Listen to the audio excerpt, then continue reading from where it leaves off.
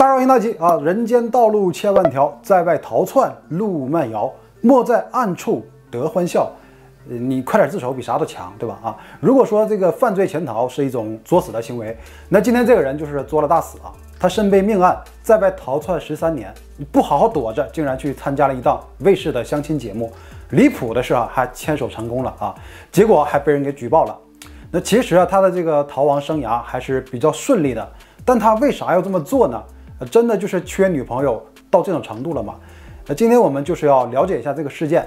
我们把时间拉回到2011年。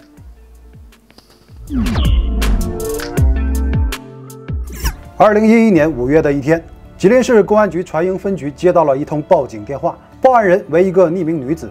该女子在电话里称，在2010年11月14日，黑龙江卫视播出的《快乐大联盟》的相亲节目中，2号男嘉宾疑似13年前在吉林市船营区杀人后逃走的杀人犯，并且把发生在1998年那一宗命案的前后经过、凶手、被害人、遇害地点等细节描述得非常清楚。这样一看，那报案人一定就是当年的知情人。但13年前究竟有没有这样一起案件呢？经手此案的民警已经退休，所以警察马上到库房调取了案件的卷宗。通过仔细核实，确定了13年前发生过一起命案，受害人为吉林市某舞厅的歌手孙军，与报案人所描述相符，并且杀人凶手吴刚一直在逃。民警马上在网络上查看了这一期相亲节目。找的是2号男生刘浩，今年39岁，1米76，来自沈阳，是艺校的老师。他喜欢身材丰满的女生。这对外形很有要求。艺校的老师啊，对，教什么的？教声乐，教声乐。这个2号男嘉宾刘浩，外表气质温文尔雅，彬彬有礼。在节目中，他还与一名职业是警察的男嘉宾同时爱上了2号女嘉宾。他会是13年前那一起凶案的凶手吗？如果他是一个逃犯，应该做事比常人更加谨慎，不会轻易在公众面前露面才对。参加这种覆盖全国的卫视频道相亲节目，冒的风险岂不就等于是自投罗网吗？并且节目中的刘浩举手投足间从容不迫，信心满满，完全没有一个逃犯应该有的拘束感和警惕感。非但如此，还在节目中出尽风头，唱歌跳舞，全情互动，并且成功牵手了节目中的2号女嘉宾。一个逃犯怎么可能有这种胆量如此招摇？可是还是有一点引起了警方的重视。当主持人在节目期间问到个人才艺相关内容的时候，这个刘浩说自己有一些舞蹈基础，多年前曾在长春市的一家迪厅做过领舞。这又和报案人提供的信息大致相符。逃犯吴刚曾是长春市相邻的吉林市某舞厅的演职人员，在圈内还是小有名气，并且和受害者为同事关系。节目中，刘浩又说自己是39岁，与吴刚的实际年龄也近似。警方仔细比对了一下吴刚仅有的线索，一张老版身份证的黑白照片，发现节目中的刘浩与照片上相比，虽然成熟了很多，也胖了很多，但是五官还是有很多相似之处。尤其是嘴部，决定正式展开调查。首先联系到了黑龙江卫视《快乐大联盟》的编导，要来了2号男嘉宾刘浩留下的个人资料，包括电话号码、QQ 号、居住地址。重要的是，他的 QQ 空间没有加密。进入空间以后，一张张照片出现在了警方面前，里面有刘浩很多主持活动、商业演出和个人的生活照。上传的照片跨度有好几年，并且日志和状态中有很多关于佛教禅修和忏悔的文章，这很符合一个逃犯在外的心理，因为每天都要担惊受怕的生活，只能靠这些精神上的寄托，才能让自己的内心平静下来。有了知情人的举报，工作性质相同，有大量五官相似的照片，全方位一对比，一定没有错了。他就是逃亡了13年的吴刚，即刻展开抓捕。但为了避免打草惊蛇警方没有马上拨打刘浩的手机号码，而是根据他留下的通信地址，直接到了沈阳，寻求当地警方的协助。但调查后发现，并没有刘浩的登记信息，所以直接到他的居住地附近蹲点等着他出现。可是到了以后才发现，他所留的地址是一个人员繁杂的小区，属于商住两用，除了有很多居民以外，还有很多上班族。每天进出小区和居民楼的人特别多，人来人往，给辨认工作带来了很大的困难，并且这个地址的真实性也没有办法确定。于是警方决定主动出击，引蛇出洞。因为他的职业是主持和歌手，带着一个演出团队承接各种商演活动，这就是一个突破口。2011年6月9日，警方就决定用 QQ 和他联系。为了打消他的怀疑，还专门把性别改成了女，起了一个女孩的网名，顺利的通过了好友申请。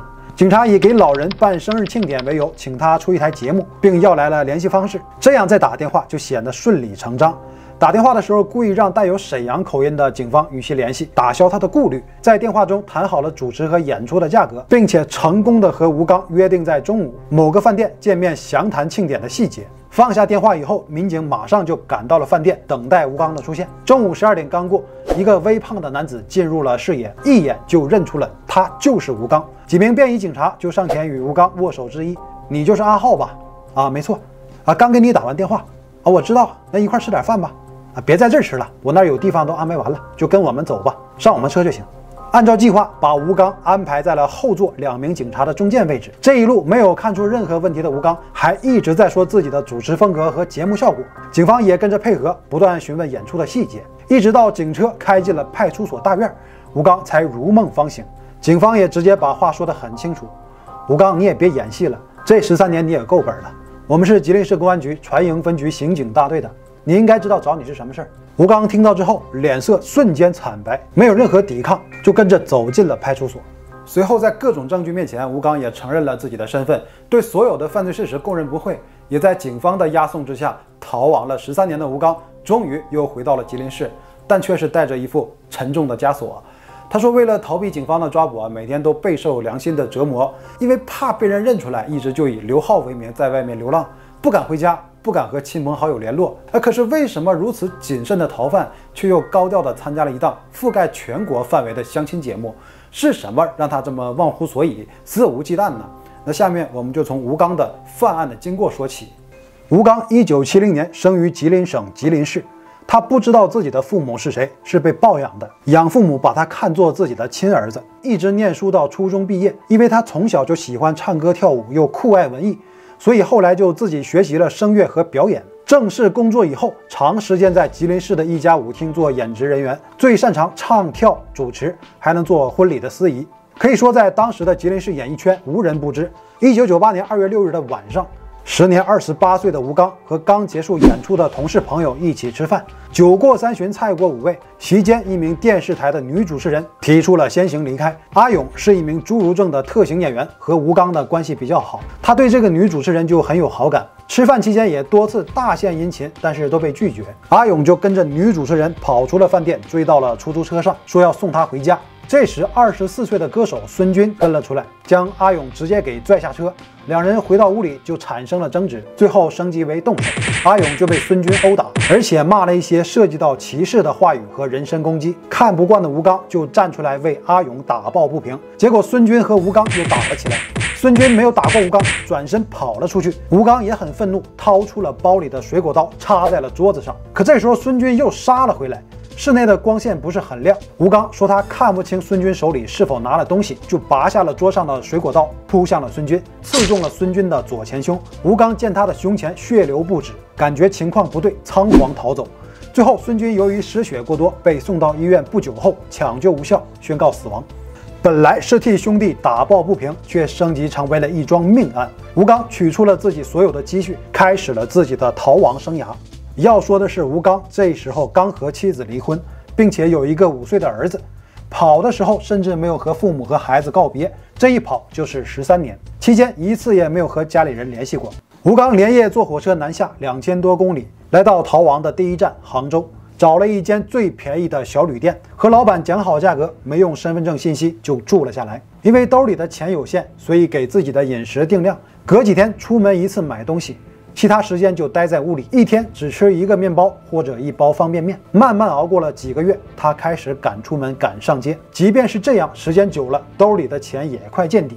因为要生存，只好外出打工，找了一份做苦力的工作。因为怕别人知道自己的真实身份，就给自己改了一个名字叫刘浩，说自己是长春人。可是相比之前在聚光灯下纸醉金迷的工作环境，在杭州靠卖力气的工作让他很不适应，还赚不到钱。就这样维持了几个月，他最终决定冒险回到了东北，到了离家只有几百公里的沈阳市，制作了一个刘浩的假身份证件，在某迪厅找到了工作，开始了自己的老本行，重新站在了公众面前。虽然每天担惊受怕，每次上台心里都十分惶恐，但是这种铤而走险的生活时间长了，他也就放松了警惕，感觉风头已经过去了，就开始放开手脚做事。从最开始的人生地不熟，到后来广交人脉资源，走学于各个商业场所捞金，还成为了一名婚礼的司仪。阿浩这个名字也就成为了他的代号。在每一次较大型的商演活动后，他都会把照片发到 QQ 空间里，一是当作纪念，最主要是作为拓展事业的见证，让雇主更加信任。确实，后来吴刚一路混得风生水起，认识的人越来越多，接到的商演也越来越多，还收了很多学生，做出了自己的品牌价值，还在沈阳买了房子。他的主持和表演风格成熟稳健，从容不迫。但是有一点他非常的有自知之明，就是不敢与人谈恋爱，因为他的身份给不了对方家庭。也正是因为如此的条件，又是单身，自然就引起了很多人的注意。这其中也包括了黑龙江卫视的相亲节目《快乐大联盟》的工作人员。2010年的下半年，他们向吴刚发出了上节目的邀请。接到邀请后，吴刚说，其实他也有过顾虑，毕竟节目所涵盖的人群和一场商演不可同日而语。但是他又以为黑龙江电视台的这档相亲节目只有本省的人才能看到，并且当时《非诚勿扰》非常的火爆，台上的嘉宾都通过节目人气暴涨，这对于吴刚来说有很大的诱惑，于是就放开了胆子去参加了。他的想法是，首先通过参加节目学习一些主持和运营的经验，然后通过节目更好的包装自己，提升人气，拓展自己的婚庆事业。正如他所愿，节目组给他了充分的展示机会，顺利的 PK 掉了竞争对手，成功牵手2号女嘉宾。当然，下了节目以后，二人再也没有联系过。他想到了这个节目是以娱乐为主，可是他没有想到这一次参加节目成了一切的终结点。所有的卫视频道都是通过卫星覆盖全国，并不是仅限于省内，所以才被当年的知情人认出并举报。出于隐私保护，报案人的身份至今也不得而知。可是被捕后，吴刚说他不后悔参加节目，这反而让他释然解脱了。当然，这都是他的一面之词。如果真正的想解脱，就应该早点自首，接受惩罚。或许现在就已经开始了新的生活。逃亡的13年间，不知爹娘身体健康如何，不知骨肉身在何方。吴刚自己说，他既不是好父亲，也不是好儿子。而反观被害人孙军，遇害时年仅24岁，还没有结婚，是家中的独子。凶手逍遥法外，无处可寻，没有杀人偿命，没有民事赔偿。孙军的母亲无法承受这种丧子之痛，事后受到了严重的刺激，导致精神失常。家人害怕他留在吉林市触景生情，事后不久就将其送到了山东。不知凶手的落网会不会给他带来些许的安慰。2011年12月23日，吉林省吉林市中级人民法院作出判决，认定吴刚犯故意杀人罪，判处无期徒刑，剥夺政治权利终身。这种在逃人员花式自投罗网的例子其实有很多，与吴刚经历最为相似的是吉世光，也是1998年他伙同2人抢劫，没想到抢到了便衣警察的头上，几人不知情，把警察打成重伤，并抢走了身上的财物。得知对方的身份以后呢，吉世光连夜逃走，改名张国峰。逃亡期间阴差阳错混成了一个演员，并参演了当年火爆的谍战电视剧《潜伏》。可警察一眼就认出了潜伏在潜伏中的吉世光，马上将其抓获归案。2018年，张学友在苏州连开3天演唱会，安检处的摄像头与公安部联网，一共识别出22名在逃罪犯，并全部落网。之后更是运用这个技术抓获了潜逃23年的女魔头劳荣枝。随着科技的进步，让所有在逃人员更加无处遁形。无论你是更名换姓，还是改头换面，最终都逃不过这一张正义的大网。那好了，以上就是本期的所有内容。看到最后，别忘了点赞和订阅大吉，我谢谢你了，拜拜。